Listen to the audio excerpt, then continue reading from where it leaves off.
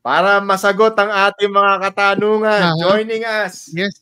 Tatay Jerry Marshall. What's up, Tatay Jerry? Isang magandang umaga galing sa amin dito. Teka lang, yung Tatay Jerry, yung lihis mo. Yan, gitna mo pang konti, Tatay Jerry. Good morning. Good morning po. Okay. For context, please, story behind the Casimero. What could have been a Casimero versus Donaire fight? Okay, let me plug in my phone first before I die. Oh, sure. No problem. Kanina pa kayo eh. For sure. Bibigyan ko lang sana kayo ng teaser eh. Puto na. Hindi.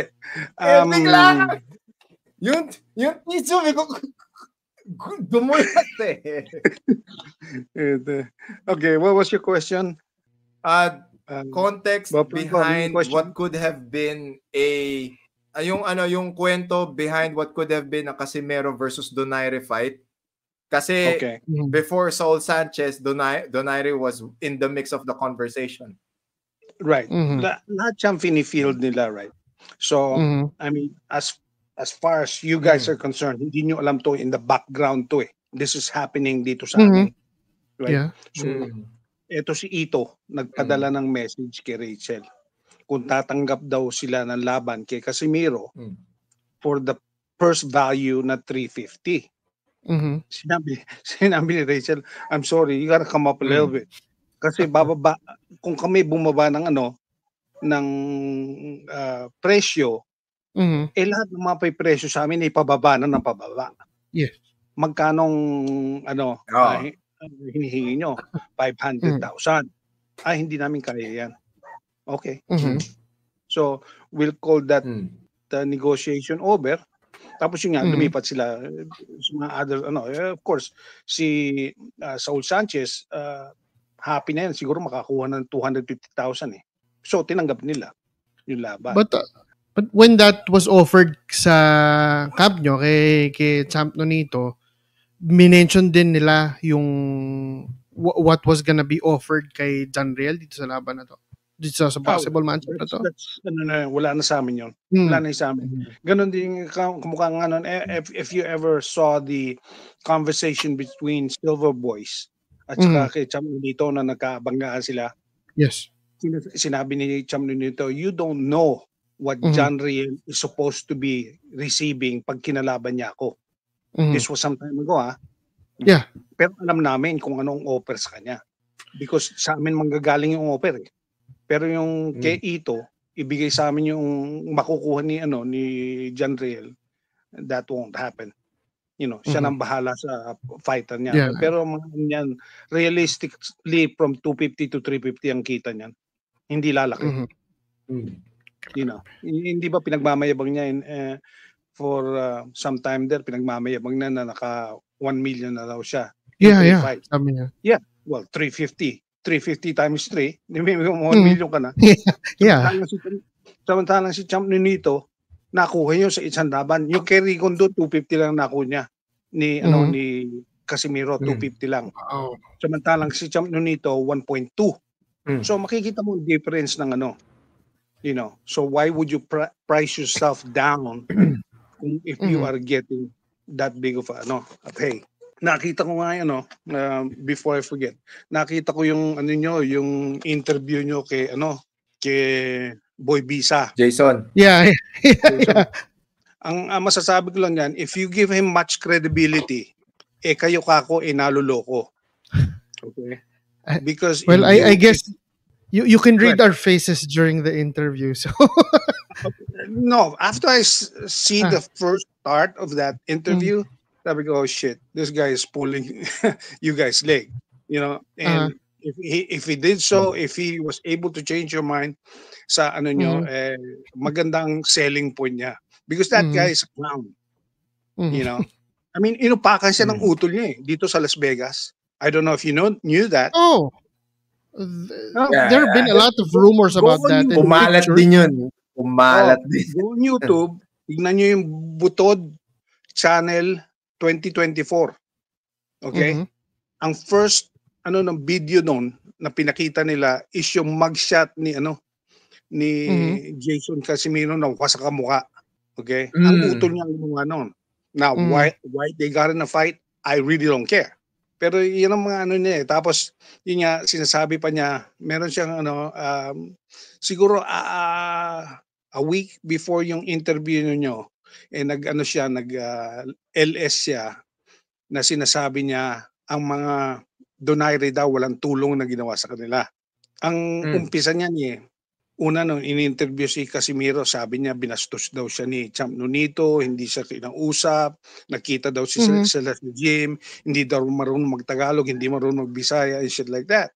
Pero nung nagpunta sila sa San Diego, nag-apologize siya na nagsisinungaling lang daw doon sa ginawa ninyo. Pero yun, hindi na nakadating yun dito sa mga fans nila. Yeah, doon sa mga fans ni Champ Nonito na sinira nila because gano'n ngayon ang thinking nila na gano'n si Champ Nonito. Pero behind all that, tinulungan pa rin sila ni Champ Nonito kasi wala siyang laban eh, walang manager. Naghahanap ng manager. Si Steven Lunas, if you know him, na-cutman ni Casimiro, tinawagan si Rachel. Kasi yung tinatawagan niya si Jose de la Cruz, which is the manager now ni ayaw entertainin yung tawag niya. So si Rachel naging parang intermediary, kinausap si Jose de la Cruz. Bigyan mo ng chance, ganyan. Binif up niya si Casimiro. Even though she really doesn't know him, right? Binif up niya. So binigyan ng chance ni Jose de la Cruz na hawakan si Casimiro. That's one. Tapos nung nasa laban na I believe Inoue 1 nung nakasama namin si Akaho. Yung laban ni Casimiro, nakalaban ni Casimiro sa Korea. Tinaban ni Akaho. Kaibigan niya ni Champ Nonito si Akaho. Sabi niya gusto niya makalaban si Casimiro.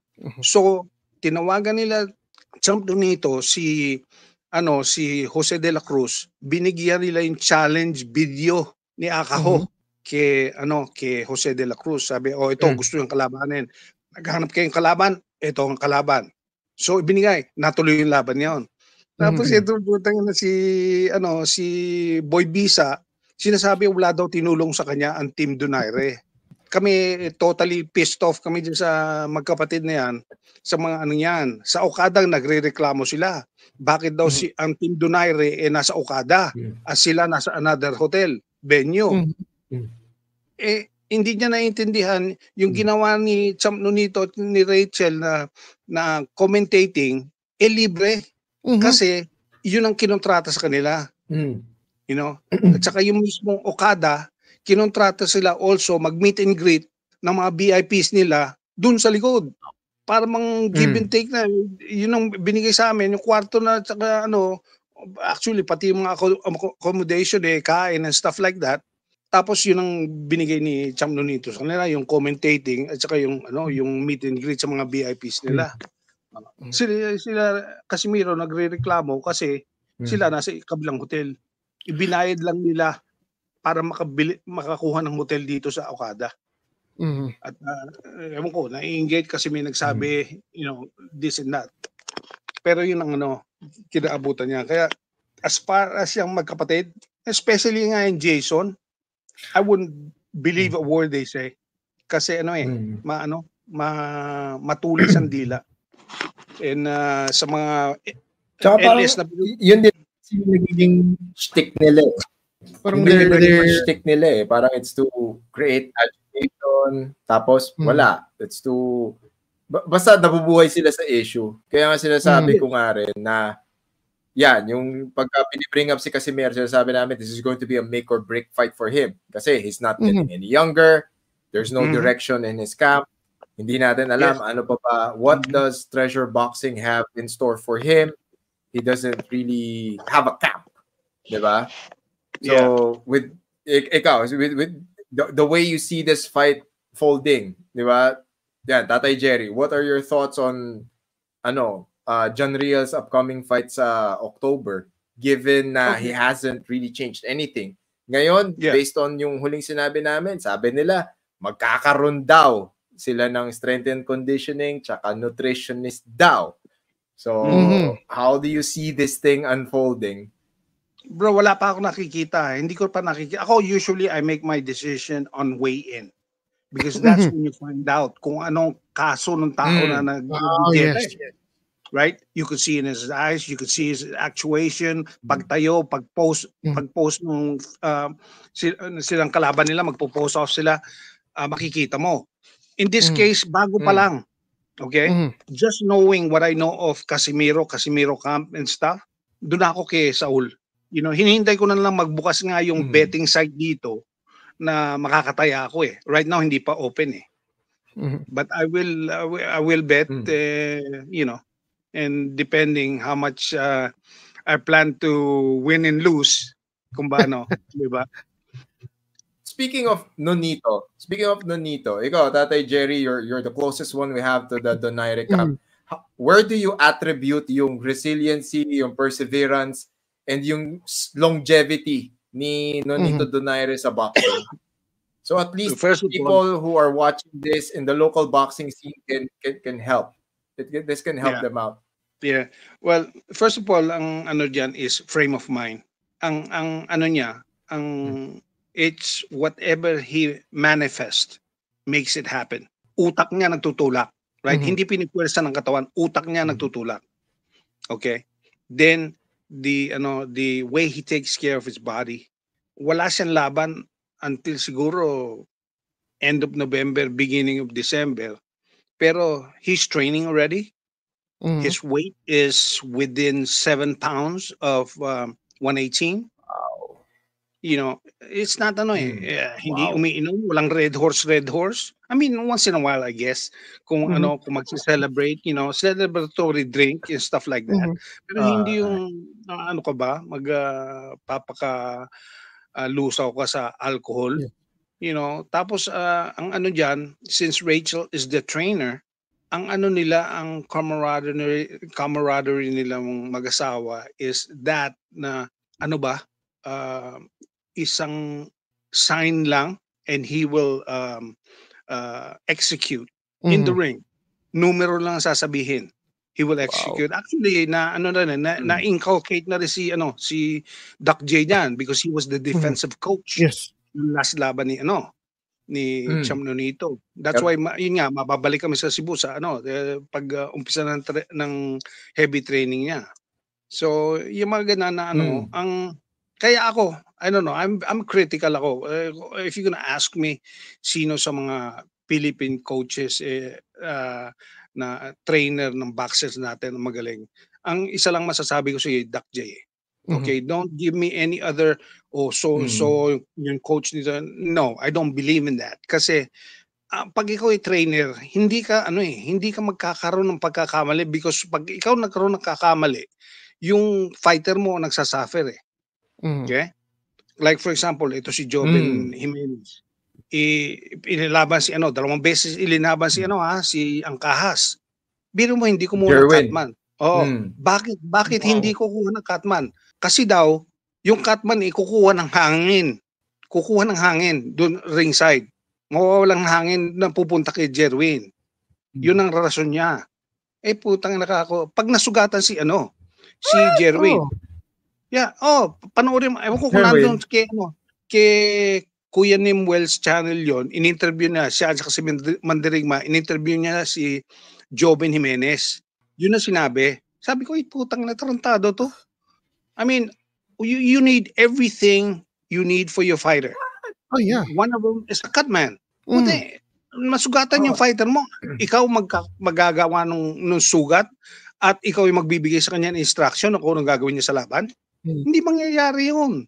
Yun naman ganun na mga thinking na medyo crooked. Hindi medyo sablay yun sablay yun. Ngayon ang tanong ko ngayon, eto ba si Joven Jimenez nagboxing ba talaga? Saan niya nakuha ang training capabilities niya? Ako sorry sa mga Pilipino natin, mga kapatid. Medyo pag may magdi-deep dive diyan. Yan. Alam mo kasi sa atin mga Pilipino, yes man tayo eh. If you are the boxer, sinabi sa'yo ng trainer, gawin mo to, gagawin mo. Kahit na mali. That's the way our Filipino mentality is. That's why we were trying to break that with Christian Araneta, for example, number 1. Dinala dito ni Champ Nonito sa well, with the help of IPI, Omega Boxing, dinala nito with their support. Naka-experience si Christian Araneta na lumaban, kalaban tong mga puti, mga Meksikano, kung sino-sino rito, pinagbabanatan niya. Pinagbabanatan niya, hindi pabor, yung medyo easy sparring, hindi, binanatan niya. Pinagsayaw niya ng Watusi, yung putang negro, 126 pounds na na kalaban niya rito, pinagsayaw niya. Na kung wala lang referee doon sa sparring practice nila, tulog yung kalaban niya. Grabe. You know, that's with 16-ounce gloves and headgear. That's how much Christian Araneta lakas daw talaga sumuntok ni Christian eh. Nakita mo nung nakalaban niya si Magramo. Actually yun, ako at saka si Champ Nonito dapat na pumunta ron eh. Because we wanted to see the effect of that training. Kung ano nag-change sa psyche ni Christian. Makita mo talaga ibang laro. Yun ang gusto namin mangyari dyan sa lahat ng Omega people. That's how strong our is with Christian. Sa nakita namin, dun pa lang sa Omega, up until dinala namin dito sa Amerika, yung pinakita niya, hindi cowardness, hindi chicken shit na tatakbo ka kung nakapag-rumble ka. Hindi, puta, banatan sila ro, suntukan sila. Talagang maririnig mo ang tama na suntok. I saw some of the videos. Grabe. Yeah. Ako, kumakaharap niya ulit si Natchinga. Noon last time sila nagkaharap, pinabagsak niya si Natchinga pero dinaya siya. Okay, wala nang problema yun. Kung makita niya ulit to, patutulugin niya. Garantisado patutulugin niya. Kaya, sure, kasi based on how much he's improved since then, talagang I would definitely believe you on that one kasi ang layo na yung improvement ni Christian since he went there. Makita na rin naman dun sa mga training videos nila. Unfortunately lang na-injure siya recently, but hopefully when that fight does happen mas galing, mas malakas na Christian Araneta makita ng mga tao. And hindi na nila makakalimutan yung pangalan Christian Araneta. Yep. He'll be the next big thing diyan sa sa Pilipinas. Si Christian. Yun lang nga kailangan asikasuhin eh. Because there are other people that's coming up, KJ Cataraha, Taduran, yung mga they're up and coming, pero ito garantisado na eh. Nandun eh. All you gotta do is guide them properly. That's why I said we will work on it na mai-elevate siya sa WBC. Kasi sila Rachel na nag-asikaso noon pa, kaya siya na-rank sa nung nagpunta sila Rachel sa convention. So ako yan ang kasi diyan sa Pilipinas, sino ba naman ang gumagawa nun? Inaasa nila MP. MP, asikasuhin lang ng MP sa kanila, yung mga tao nila para maka-position sa ranking ng WBC, WBO, WBA, IBF. So ngayon pag sila palagi silang imbitado ngayon. Yung mga ganyan pala, Tatay Jerry, how do you get better at that? How do you get your fighters listed? How do you improve the rankings? Well, first of all, siyempre meron kang contact diyan sa sa mga sanctioning body na yan. Ngayon, in such a way, yung ibang tao sumusulat na lang. Oy, Choy, panik mo nga to so ito nakalaban nito, ganyan. You justify yourself and they bring him up, right? Pero ang nangyari kay Christian, since sila Champ, nando sa convention, ipinaglaban nila mismo. Kasi tatayo ka nun tayo ka sa harapan ng sasabihin mo doon sa mga voting populace ng convention na itong reason kaya namin gustong itaas ng to. Kaya may galit ka Tatay Jerry dito, may galit. Puro ka kayamangan, kalbo, laos na yan. Malugaw po, ilang beses na natulog sa Luna. Kasi tayo Lona, Lona, L-O-N-A, okay? Ito si Kuyang Joseph. Okay. Yan pala yun. Okay. So, kung gusto niya magpaturo, mag-train ng magpalipid ng ng kalapate diyan. Pero walang alam yan sa boxing. I'm telling you that now. Walang alam yan sa boxing. Sumusuntok ng mitts, sinuntok niya sarili niya sa mukha. Diba? Para nakita niyo naman kami, 'di ba? So, 'di ba, in-interview namin si Coach Jason, interview natin si Tatay Jerry ngayon, 'di ba? So, at least tayo, 'di ba? Makukuha natin lahat ng panig. Hindi, sasabihin ko lang, between the two of us, kung checkin mo ang panig namin, si Boy Bisa, puros yap-yap. Ako, kung ano man ang sasabihin ko sa'yo, mapapatunayan ko, papeles. Whether it be text, email, yung mga ganun bang dyan. Ako, may resibo. May resibo si Tatay Jerry. Oh, definitely. Kailangan mo na resibo eh. Yan, habang nandito si Tatay Jerry, we had this conversation sa Cebu. It was very good and I hope, this is something Tatay Jerry can share with local fighters. Okay? Yan din. We advocate local fighters. Tatay Jerry, you are able to see how local fighters train, the local local boxing industry here, and you can compare it to how it is being done in the US. Ano yung mga immediate pointers na pwede mong i-share na pwedeng gawin ng mga local boxers natin kung gusto nilang iangat yung career nila? Kailangan mag-think out of the box, bro. Because ang isang trainer natin is the same as the other trainer. As the other trainer. Lahat sila pare-pareho. So, pag ikaw na-train itong yung makakalaban mo, ang gagalaw niya pareho sa gagalawin mo. That is true. So, if you know the same technique, di mahirapan ka lumusot. Okay?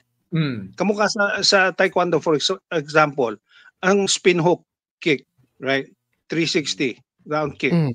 Yung mga ganyan, gulpid-gulat yan eh. Kung ikaw gago, bato ko ng bato nun, babantayan ka ng kalaban mo. Kung ikaw, kamukha ni ni Champ Nonito, bato siya ng bato ng power hook niya. Pag tumama, it's devastating. Yes, understood. Pero nung kinalaban niya si Gabalyo, anong ginawa ni Gabalyo? Idinikit yung kamay niya sa mukha niya para ma-block yung hook na yun. Okay. Nung 4th round, sinigaw sa kanya nung anak ni Champ Nonito kay Nonito. Nando sa ringside yung anak niya. Body shot, dad. Puta, dinukot ni Champ Nonito yung body shot kay Gabalyo. Bagsak. Kasi hindi niya in-adjust eh. Nakadikit lang palagi doon. Takot siya sa hook ni Champ Nonito eh.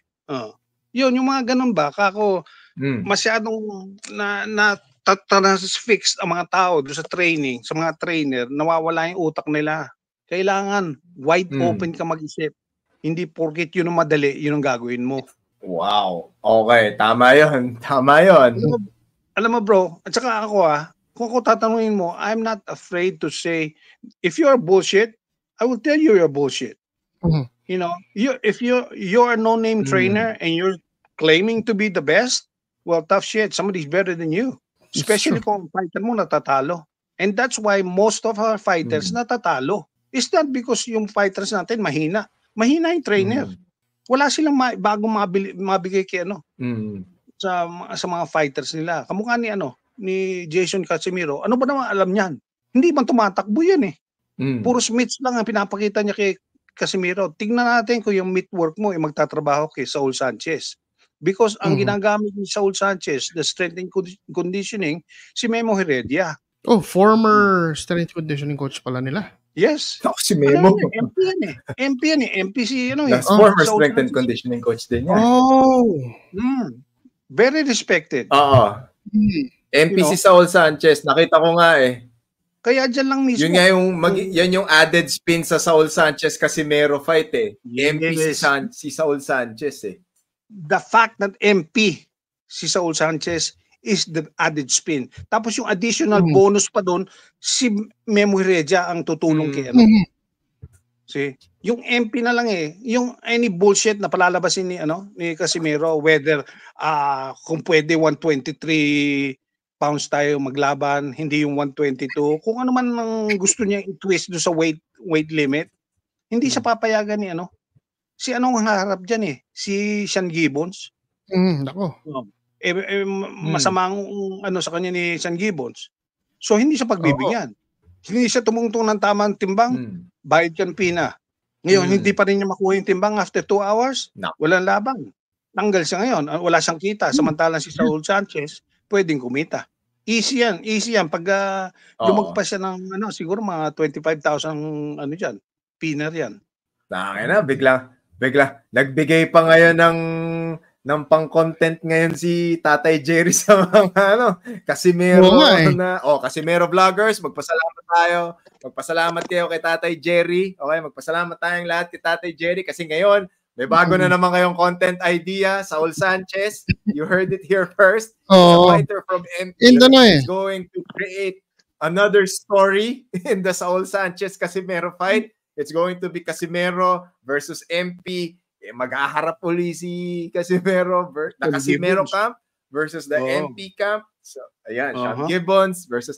So, it adds spice to the story behind the fight of John Riel Casimero versus Saul Sanchez. So, mag-thank you kayo kay Tatay Jerry kasi siya nagbigay ng information na yan. Grabe! To si Tatay Jerry, mga buwelo ngayong araw na to. Hanip Alam mo bro, any LS akong pumunta, most of the people are fans. You know, yung bukabibig nila is narinig ko so-and-so. Narinig ko so-and-so. Hanggang narinig lang. Wala silang actual experience. Kamukha nito si Bobong Joseph. Kaya lang nakapanik sa nakapanik sa lona ng flag ni Casimero Yun lang. Walang alam. Nung lumaban sa Okada, nandun ang buong pangkat nila, nandun sa corner ni Casimero. Hindi naiintindihan na may credential allowed para nandun ka sa kanto. Form maximum. Pero sila yung buong pangkat nila nakatayo doon. Kako, lucky siya, hindi ako nasa security. Kung nasa security, kinik-out ko siya. Mahilig yan sa mga sa mga kalokohan na ganyan. Pupunta sa laban ni Vince Paras, present siya hahawak ng flag. Yung mga tao man gusto magpakita na sila somebody. Sa talaga naman nobody sila. Hahawak-hawak ng flag doon. Sabi ko kay Vince Paras, mag-iingat ka kung sino ang mo because tandaan mo yung mahawak ng flag mo thinks he represents you as a team. Ang credibility ng taong yan palpak. So yung gusto mag-sponsor sa iyo baka isipin ikaw din palpak. Mag-iingat ka. Preno nung challenge yan si Cham Nonito, in-email ko yan sa Facebook Nabi ko, tandaan mo ka ako, ikaw hahamon-hamon kay Cham Nonito, sabihin mo sa manager mo, ikaw ka ng insurance. At si Cham Nonito hindi nagluloko. Baka gusto mo mapalayo na pala ni Montiel, mangisay ka na lang dyan sa kawawa ng asawa at anak mo. Just strictly speaking, diretsuhan tayo. Walang bullshit. I don't believe in bullshit. Yan ang mga breaking news natin ngayon. Hindi ko pa lang pwede sabihin kung sino makakalaban ni Cham Nonito. At saka kung kailan. Basta abangan natin 'yan. Abangan natin 'yan, Tatay Jerry. I'll make sure that I drop it to you kung kailan ipapakawala ang So yung isang comment mo doon, Tatay Jerry, babalikan ko lang So, tama ba yung pagkakaintindi ko? So, if Casimero wins this fight against Saul Sanchez, he is back in the radar of Champ Nonito. Ini-mention ni Champ Nonito yun. Kasi nagkaharap sila ni Prenom doon sa LS nito ni Luga. Sinabi niya, I don't care niya after this, itong laban niya nga sa November, December, ng 2025, either si Prenom ang kalabanin niya o si Casimero. Yung kay Casimero, all it takes is 500,000. That's all it needs to happen. Which is the minimum, di ba? It's just the minimum. Yeah, minimum yon. Now, gusto niya magbigay ng extra, okay yun. Okay din yun. Lalagay ko sa bulsa ko. Sa kanila yon. Kung gusto nila manlimos, ito nga si nang lilimos ng sa mga OFW, to si Joseph, nanlilimos ng $200.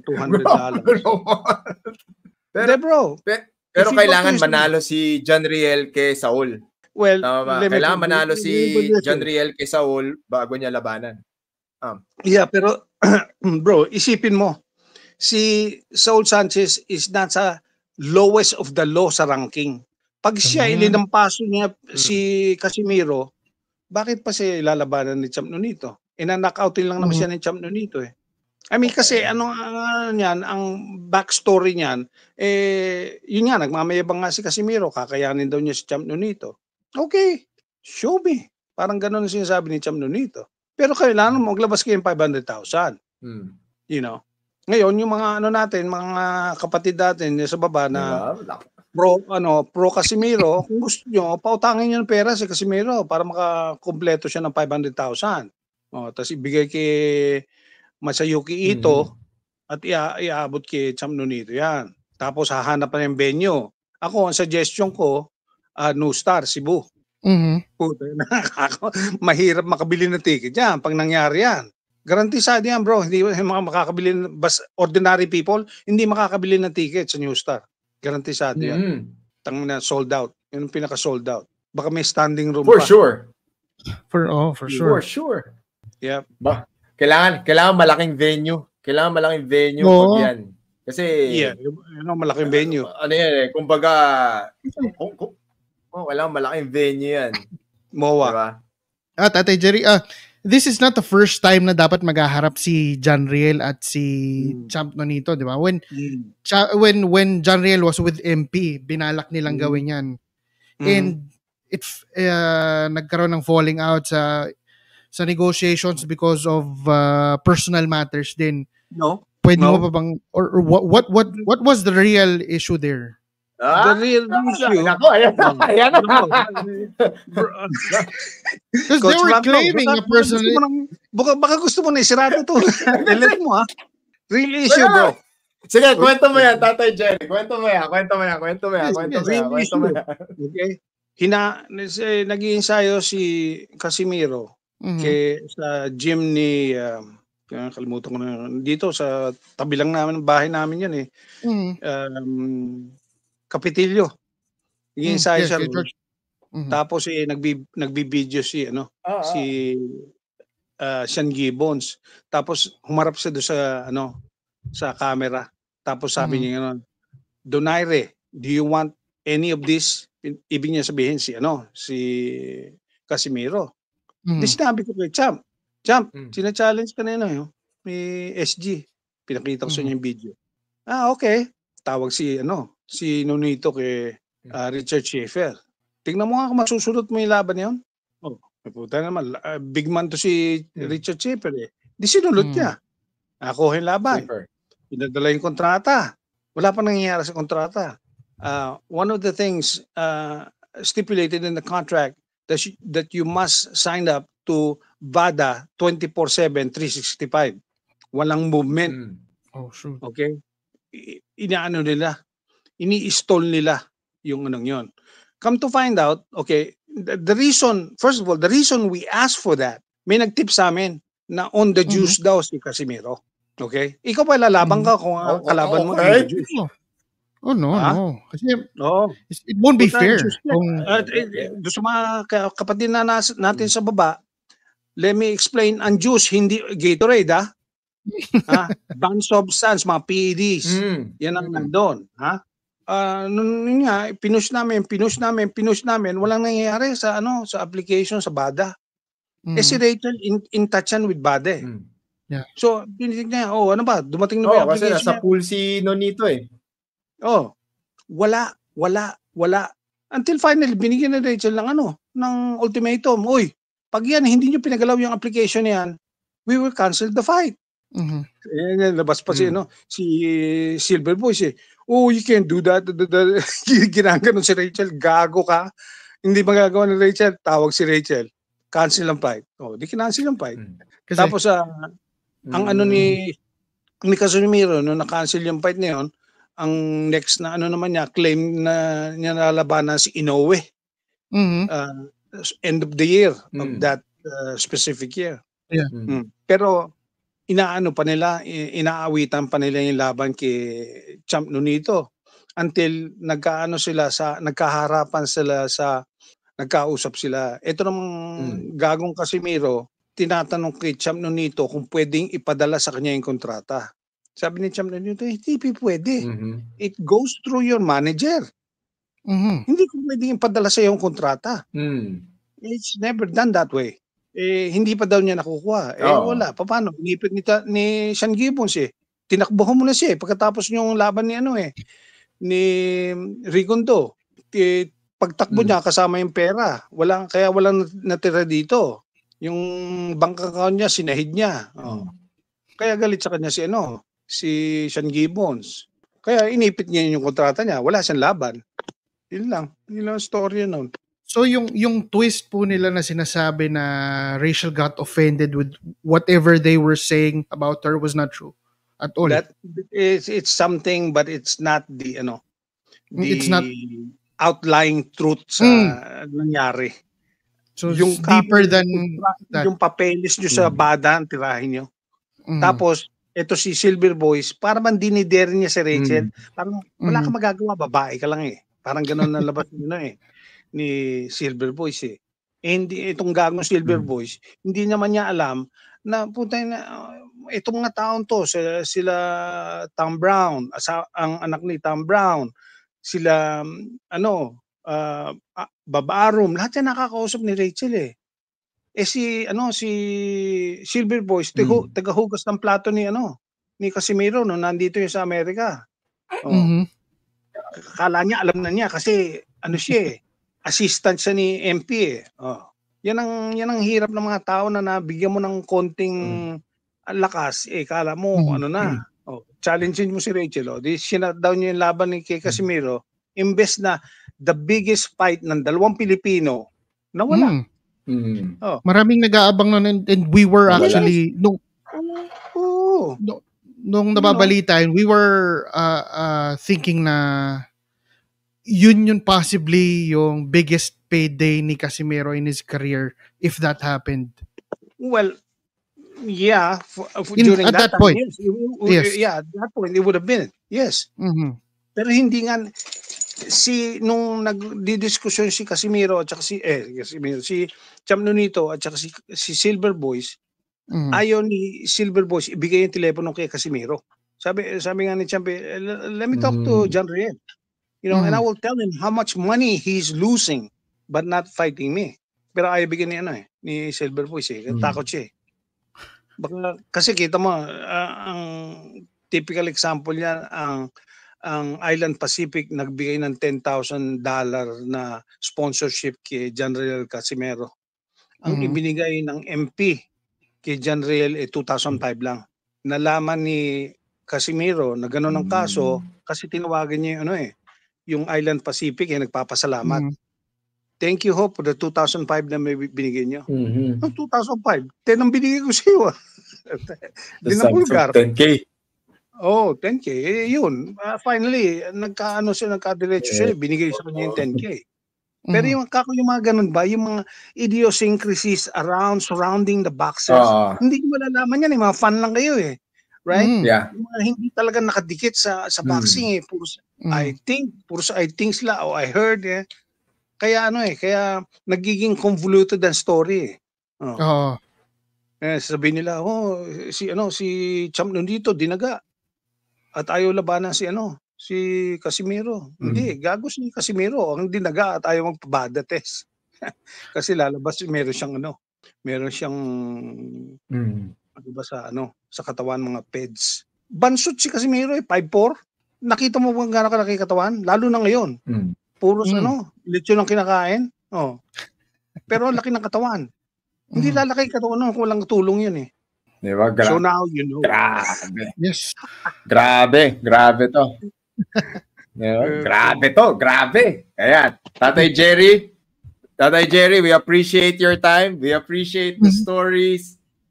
Yung susunod na bisita mo dito, hopefully yan na yung fight announcement ni Champ Nonito. Good news naman. We will be we're gonna expect that. Maaga pa. Diba? Maaga pa. Yeah. Kung next week lang maaga pa. Iipitin yun until November.